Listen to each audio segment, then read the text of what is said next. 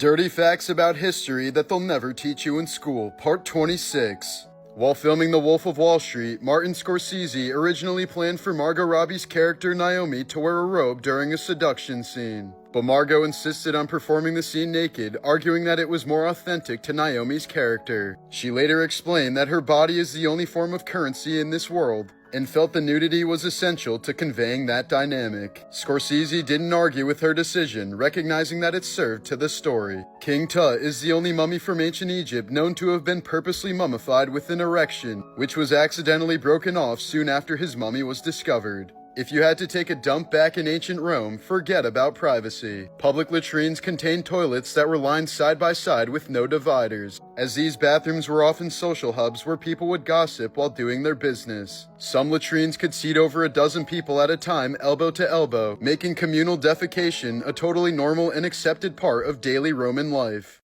Once they were done dropping some cargo, they also had to wipe themselves with a sponge on a stick that everyone shared. Dirty Facts About History That They'll Never Teach You in School, Part 27. In July of 1991, Paul Reubens, famous for playing Pee Wee Herman, was arrested in Florida after undercover detectives caught him masturbating inside of an adult movie theater during a sting operation.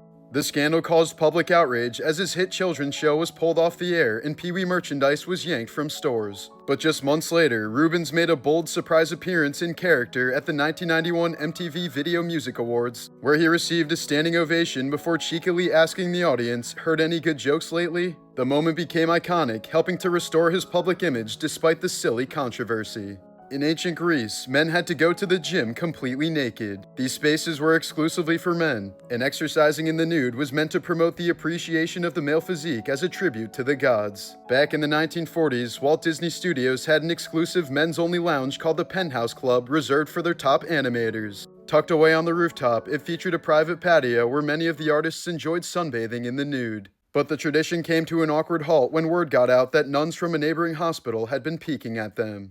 Dirty Facts About History That They'll Never Teach You in School, Part 14. In 1999, police were called to Matthew McConaughey's Texas home after his neighbor reported loud music and disturbances. When they arrived, ossifers found the actor playing the bongos while blazed out of his skull and completely naked.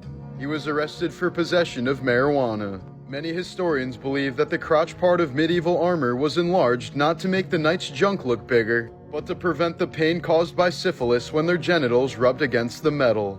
During the Cold War, the CIA highly considered using condoms as a weapon against Russia. They wanted to drop extra-large condoms that were labeled small on Soviet territory to lower their morale, but the plan was eventually scrapped.